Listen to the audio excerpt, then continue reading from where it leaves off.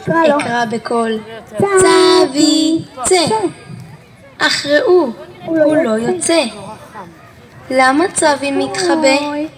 לראות אותי הוא לא רוצה? הוא לא רוצה לראות אותנו, חברים? אולי בשקט אחכה וצבי צב מיד יצא. אתם רוצים לראות איך הוא יוצא? בואו נשמע.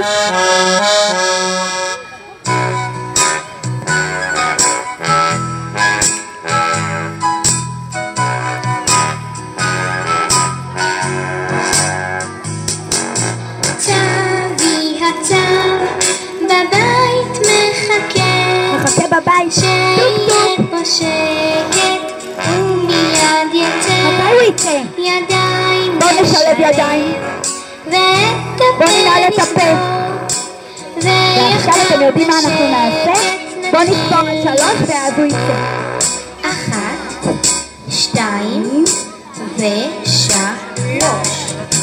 צבי צב מוציא הראש ויש לו חיוך על הפנים, כי בגן שלנו מקשיבים, כי בגן שלנו